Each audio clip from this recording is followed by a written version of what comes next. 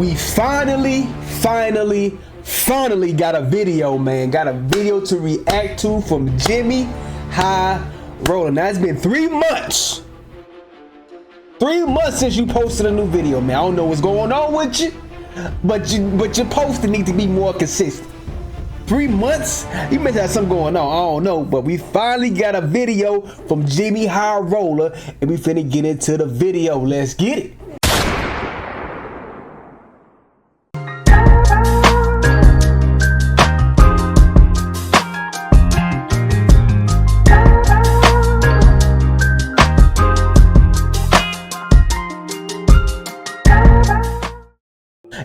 Yo, what it is, what it ain't, YouTube. This your boy MJT coming at you with another banger video, man. Let's get it, let's go. Yes sir. How y'all been doing out there, man? You know I just been chilling. You know, same old grinding, you know, same old trying to post these videos out for y'all, man.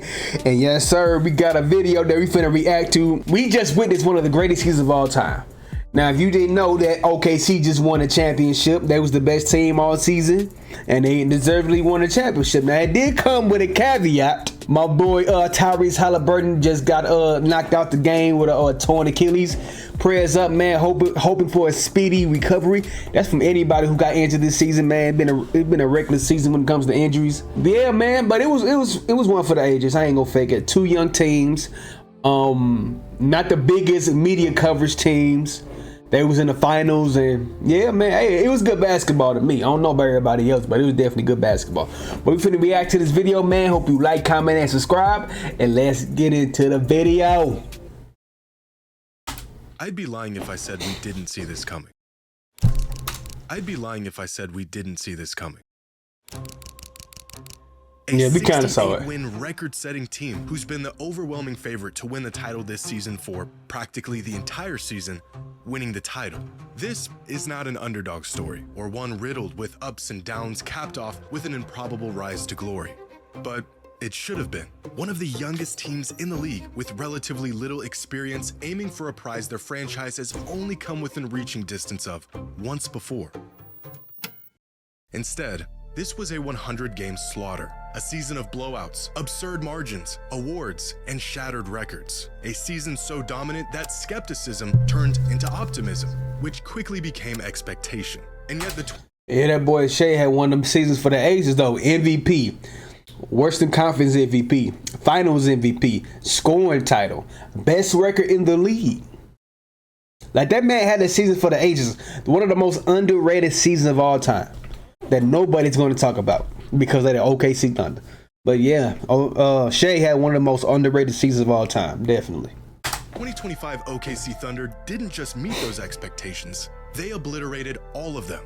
Because the Thunder aren't just champions, they have now completed one of the greatest seasons of all time.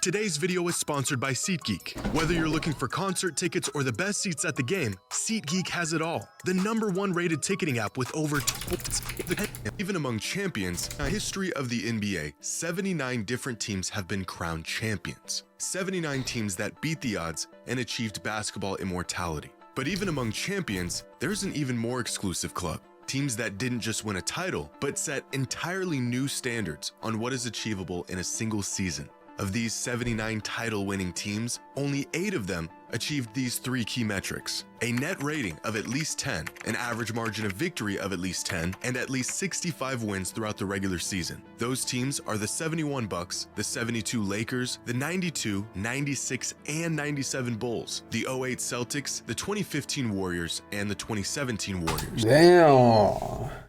You would think teams like the 2000s Lakers with Kobe and Shaq, or you got Michael Jordan them up there, you would have think the Boston Celtics from the 80s would have did something like this, but they haven't done it. Oh yeah, man. Hey, they definitely had a historic season. These teams are basketball royalty, so dominant that winning a championship was more of a victory lap than it was a testament to just how great they were. And without exception, all of these teams are regarded as the greatest teams or single seasons in NBA history. And now, a 9th team has been added to this exclusive club. the 2025 OKC Thunder. But to say they have simply entered this club would actually be an understatement, because throughout the 2025 season, the Thunder finished with the 6th best record of all time, the 2nd highest net rating of all time, and the largest margin of victory in the history of the league. By all measurable accounts, the 2025 Thunder have asserted themselves among some of the greatest seasons in the history of the league. In fact, they weren't just beating everyone. The Thunder spent the last 9 months completely eviscerating teams. In the NBA, a 20-point victory is cited as a blowout. On 29 different occasions, nearly a third of all of their games this season, the Thunder were up on their opponents by 20 points or more by the end of the 3rd quarter, which means one in every 3 games was already deemed a blowout before the 4th quarter even started. As the season progressed, the rapidly approaching realization that this team may just be having one of the greatest seasons of all time became clearer with each monumental beatdown. The MVP and scoring champion, a 23-year-old All-NBA guard by his side, not one, but 2 all-defensive juggernauts, a rotation so deep you'd swear they just subbed in another starting unit. It didn't take an analyst to know we were watching something special. In fact, by the time the playoffs rolled around, a very uncomfortable conversation quickly followed. They are 4 wins away, Demonze, from one of the single greatest seasons in NBA history. Like, they've won 79 games between the regular season and the playoffs. They could be as extravagant and arrogant as they wish. They just aren't. Are we seeing the potential of an all-time great team here? The NBA should be worried. Is this team truly one of the greatest teams ever? Or at And you know what's crazy? I love these type of videos because it breaks down what was truly great about this OKC team. Which I consider this team as one of the greatest seasons of all time. Is anybody going to remember if they don't win the finals next year? Or this doesn't become a dynasty, do you think that anybody gonna remember this team? For real.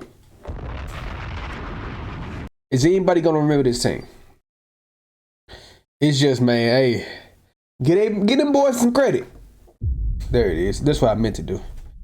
Give this boy their credit, bro. They had one of the best defenses of all time. You can't get them. You gotta give them that. They was #1 in all statistical categories when it comes to defense. Gotta give them their props, man. Greatest teams of all time? I don't know if they're gonna be considered one of the greatest teams of all time. I don't. But we gonna see, though. the very least, are they having one of the greatest seasons ever? A dialogue that was routinely and justifiably shot down every time it came up. To even enter that discussion, they first had to win a championship, something that we've seen countless good teams fall short of. But not this one, checking the final box on a season that is now certainly in that rare and exceptional group.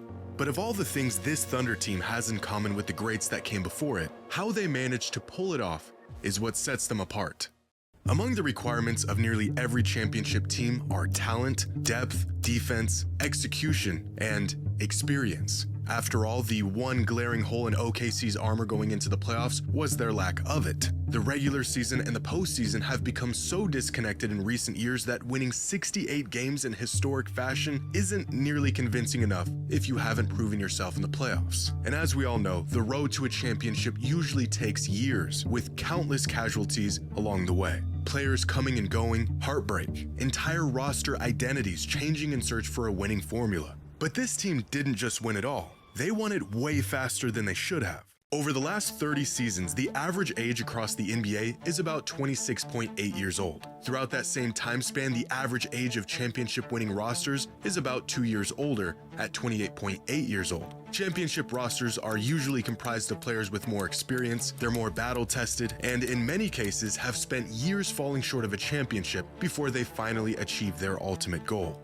The 2025 Thunder being the exception, with an average roster age of just 24.8 years old. By far, the youngest team to win a title in nearly 50 years. In fact, most championship teams don't even have a single player, let alone an entire roster this young getting minutes in the playoffs. And when y'all think about this, though, out of all the teams on this list, in recent memory, you got your 20 Lakers, your 21 Bucks, your 22 Warriors, your 23, the Nuggets, and the Celtics.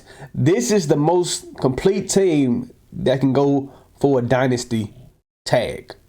When it comes to winning championships back to back or 3 and 5 years, they had the average age 24.8 to do this. And they signed most of their key guys to contracts already.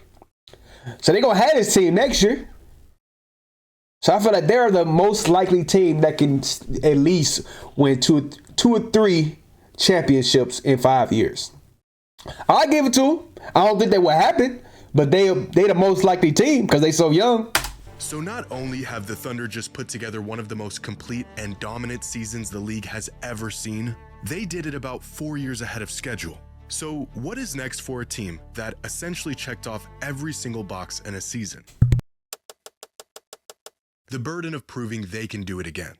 Over the last few days, the word dynasty has been thrown around, what it means to be a dynasty and what it takes to build one. But if the current era of the NBA has taught us anything, it's that dynasties might just be a thing of the past. Every generation has seen at least one of these teams, whether it was the Celtics and the Lakers in the 80s, the Bulls of the 90s, the Lakers and Spurs in the 2000s, and the Warriors in the 2010s. And they have played a pivotal role throughout NBA history.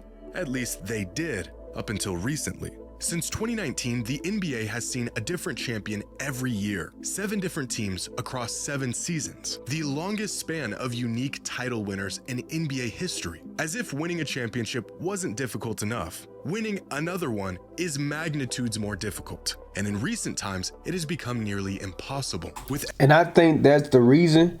The reason why it's so difficult to repeat nowadays, because every team the next season is building a team to beat you specifically.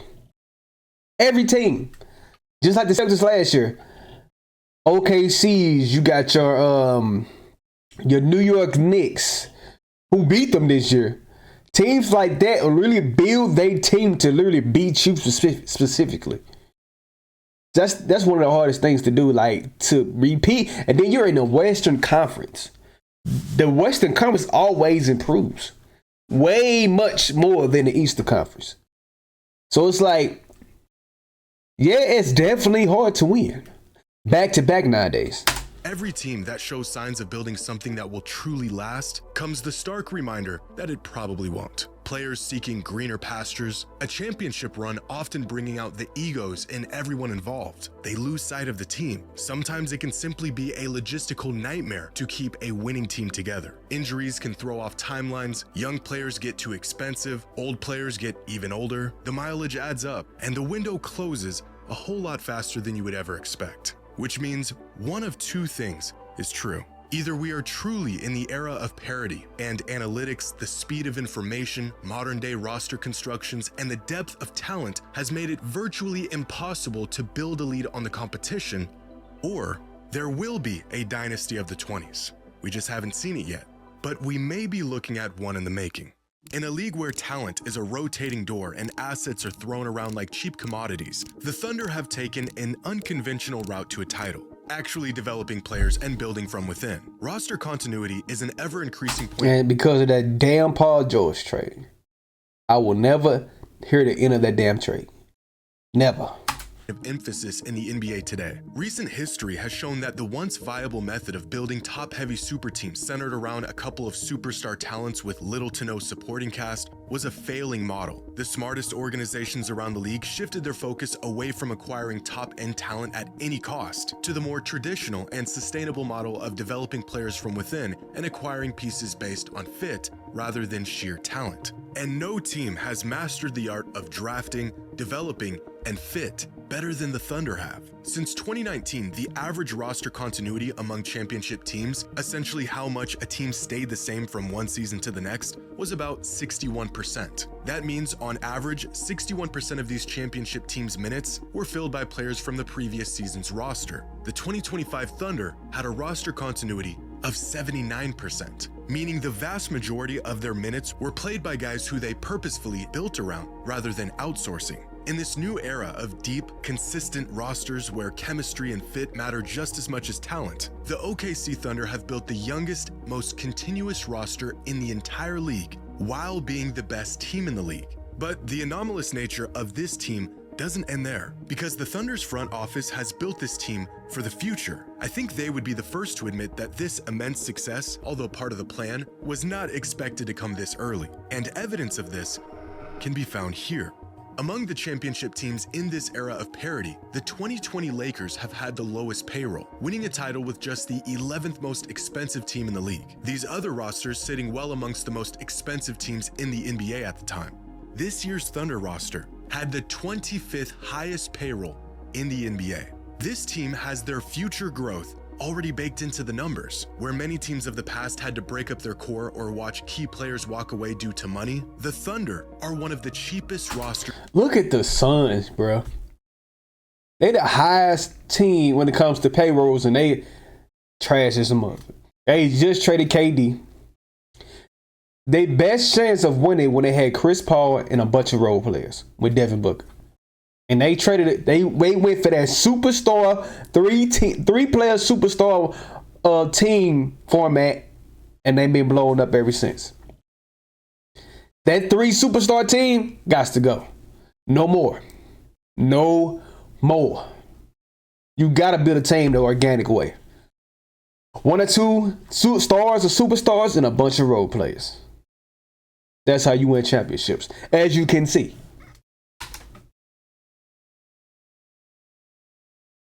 In the league, giving themselves room to offer the highest bid to anyone who may want to leave or inevitably be up for an extension. They say money can't buy championships, but it sure does help. Fortunately, the Thunder just won one of the cheapest rings in NBA history, but possibly the largest positive indicator for the future of this team and a reflection of just how abnormal their accomplishments are is the fact that they are the sole owner of the largest draft stockpile in the entire league, with 24 picks over the next 5 seasons. Now, this has been a big development over the last couple of seasons, just how good the Thunder are while sitting on 1 million picks. But the Thunder actually winning a championship changes everything and makes these assets look even more unbelievable.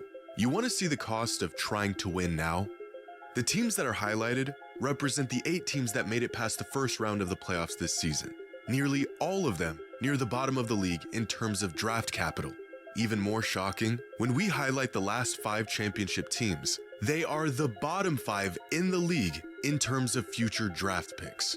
Winning comes at a hefty price, a price that the Thunder managed to completely evade. Outside of OKC, the only team that made it out of the first round while maintaining more than their fair share of draft picks were the Pacers. Every other team that is within vicinity of OKC is nowhere near even competing for a championship right now. In fact, the only reason why a team should even have as much draft capital as the Thunder do is if they have essentially forfeited the next season or 2 in an attempt to rebuild. Meanwhile, the Thunder just completed one of the best seasons of all time while simultaneously building a gluttony of assets for the future.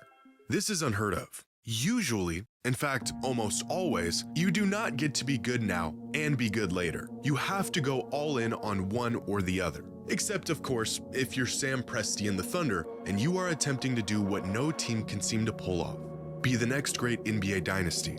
But as it stands, the 2025 Thunder have already defied the odds. A young, small market team that was built from homegrown talent, not only stamping their name in every record book, but cementing their legacy as NBA champions and doing it smarter, faster, and about as unlikely as any team ever has.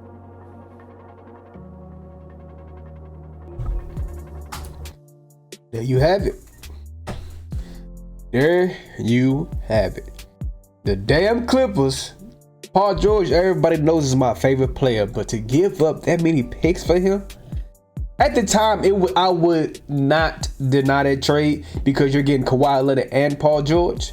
But now when you take a look back 5 years, what was it, 7 years later? 5-6 years later, like, yeah, you pretty much set up the OKC Thunder for years to come. Definitely. Man, shout out to the OKC Thunder. Shout out to Shea. Shout out to the whole squad, man. Great championship, the youngest team to do it. And we gonna see if you can do it again next year. We'll see. I appreciate y'all for watching this video, man. Make sure you like, comment, and subscribe. Comment down below stuff that you want me to react to. Turn on post notifications to be alerted when I post new videos. I appreciate y'all. I love y'all. And I'm going to see y'all next time. Let's get it.